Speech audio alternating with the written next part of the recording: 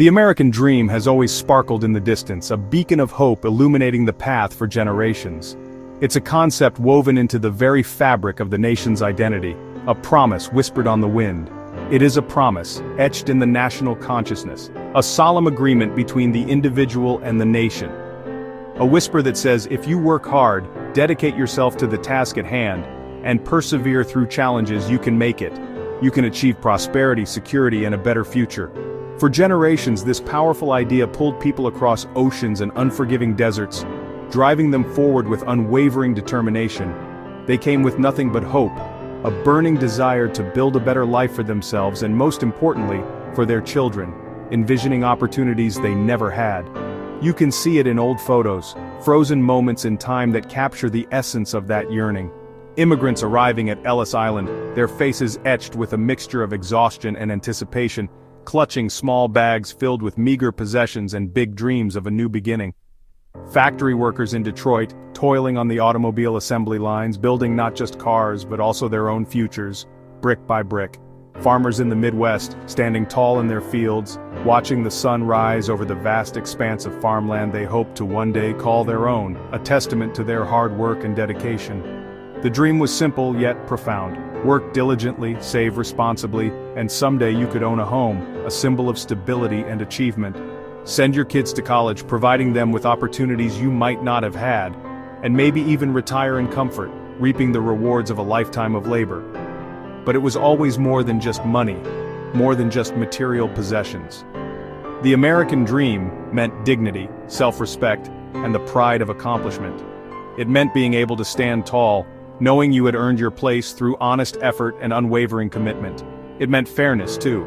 The fundamental idea that anyone, regardless of their background or where they started in life, could climb the ladder of success, with hard work as their only prerequisite. Yet, as we look around today, at the complexities and challenges of modern life, the dream feels different, more elusive. It is harder to reach, the rungs on the ladder seem further apart. For many it feels like it is slipping away, slowly but surely, replaced by a pervasive sense of anxiety, uncertainty, and doubt about the future. The American dream was born, a concept woven into the very fabric of this nation. It's a promise, an aspiration, a guiding star for generations. In the early days of the nation, when the landscape was vast and opportunities seemed limitless, the idea took root in a time of exploration and expansion. Back then it was intrinsically tied to land ownership. The vast, untamed territories offered the promise of self-sufficiency and a fresh start. If you could own your own patch of earth, cultivate it and reap its rewards, you could be free from the constraints of the old world, free to build a life on your own terms. That was the powerful promise that drew settlers westward, across mountains and plains, risking everything, their comfort, their safety, even their lives, for a chance at independence and a better future for their children. In the 20th century, as America industrialized and urbanized, the dream began to evolve.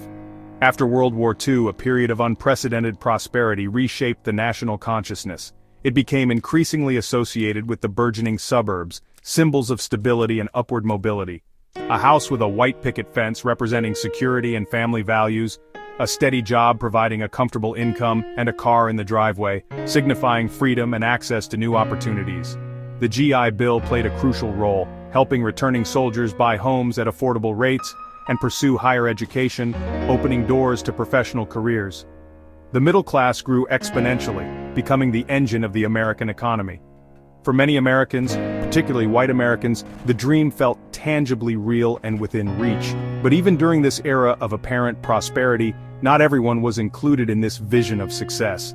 Black Americans, for example, were systematically shut out of opportunities through discriminatory practices like redlining and housing covenants. Women were largely expected to stay home and focus on domestic duties, their professional and personal dreams often limited by deeply ingrained societal expectations and tradition. Still, despite its limitations and exclusions, the dream remained a powerful and aspirational force. It profoundly shaped how people saw themselves, their potential, and their hopes for the future. Over time, as society evolved and values shifted, the dream continued to adapt and change its form. In the 1980s and 1990s, a new emphasis on wealth accumulation emerged. It became increasingly about climbing even higher on the economic ladder, acquiring more money, accumulating more possessions, and achieving greater status. The focus moved away from community well-being and towards individual achievement and material success. The dream, for some, became a relentless race with clear winners and losers and increasing pressure to stay ahead. Today, ask 10 people what the American dream means and you'll get 10 answers. For some, it's still about owning a home. For others, it's about freedom from debt. Some just want a job with health insurance. The dream is no longer just about making it, it's about surviving. This shift is not just about money, it's about security. It's about being able to take a sick day without losing your job. It's about sending your kids to school without worrying about violence or crushing loans. The dream is less about abundance and more about stability. Young people especially see the dream differently. Many have given up on owning a home. They talk about making rent and side hustles. For them, the dream is smaller, more cautious. It's about not falling behind. Yet, even as the dream shrinks, it still matters. People still hope. They still work hard, hoping for a break. But the rules have changed, and the goalposts keep moving. Let's meet Maria, a woman whose story reflects the struggles and aspirations of so many. She came to the United States from El Salvador, leaving behind everything she knew in search of a better life. Her heart was filled with hope, dreaming of safety, stability, and a brighter future for her children, a future free from the hardships she had known. To make ends meet, she works 2 jobs, cleaning offices late into the night, pushing through exhaustion to provide for her family. And during the day, she's waiting tables, always on her feet, serving others while her own needs often go unmet. The long hours take their toll. She barely sees her kids, missing out on precious moments of their childhood. The cost of living is a constant burden. Rent eats up half her pay, leaving little for food, clothing, and other necessities. Despite the challenges, the exhaustion, and the sacrifices, she holds on to hope. Still, she says, "I have to believe things will get better. I have to believe in the promise of a brighter tomorrow." Then there's Tom, a man whose story reflects the changing landscape of the American workforce. He grew up in a small town in Ohio, a place where hard work and community were valued above all else. His dad worked in a factory, a stable job that allowed him to provide for his family and retire with a pension, a symbol of security and the American dream. Tom was encouraged to pursue higher education and he went to college believing it was the key to a better future. But now he's saddled with debt, a heavy burden that weighs him down. The factory, the heart of his town, closed its gates, leaving many without jobs and shattering the community's sense of security. Now, he works at a call center, a far cry from the stable, well-paying job his father had.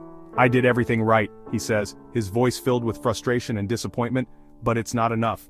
The rules have changed and I'm not sure how to win anymore." There's also Jasmine, a second-generation Asian American whose story highlights the challenges faced by young people today. Her parents, immigrants who came to this country with nothing, ran a corner store, pouring their heart and soul into their business. They worked long hours, sacrificing their own comfort and well-being so she could go to college and have opportunities they never had. Jasmine dedicated herself to her studies and graduated with honors, but jobs are scarce, and the competition is fierce. Unable to find a job in her field, she moved back home helping her parents with the shop, feeling a sense of obligation and a touch of disappointment. "The dream feels further away than ever," she admits, her voice tinged with sadness, "but I still want to believe that things will get better, that my hard work will eventually pay off." These stories, though unique in their details, are not unique in their essence. They represent the experiences of millions. Across the country, from bustling cities to quiet rural towns, people chase the dream, striving for a better life for themselves and their families.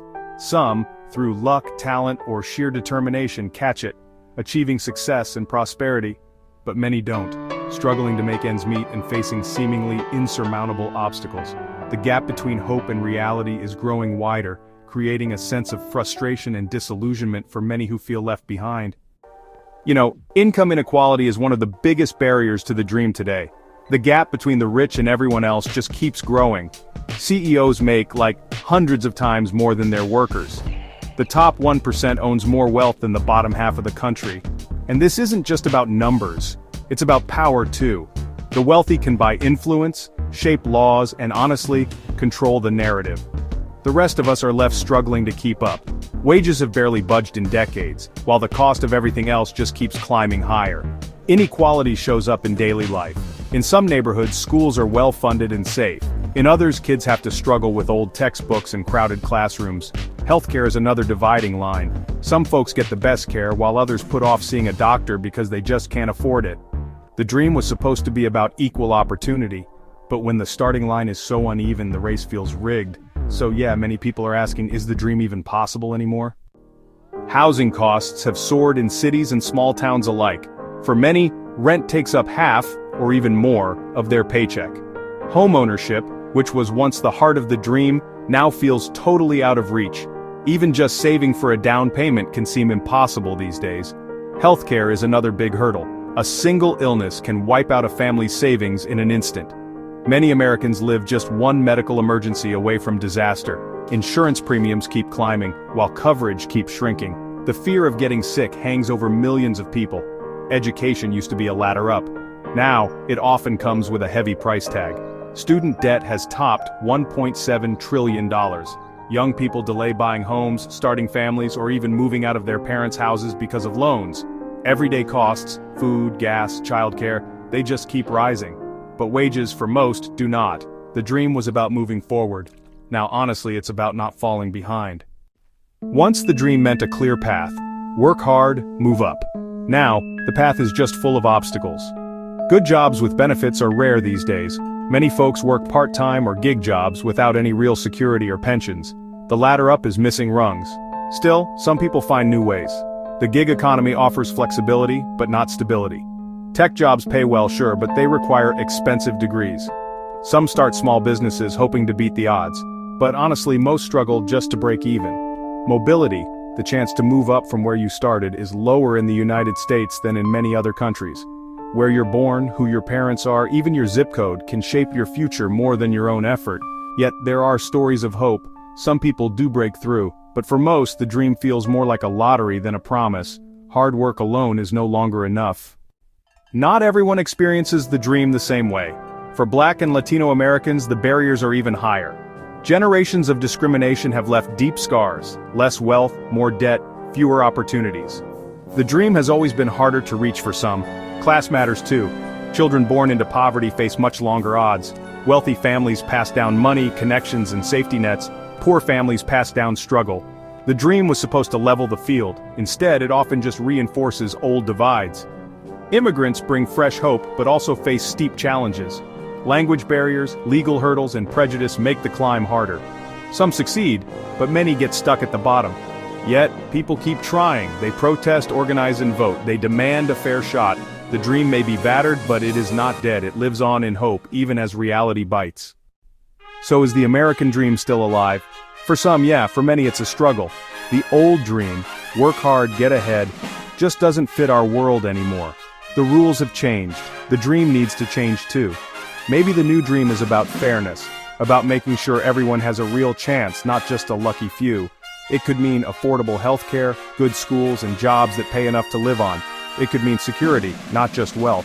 We need to talk honestly about what's broken. We need to listen to those who are struggling, and we need to imagine a future where the dream is not just for some, but for all.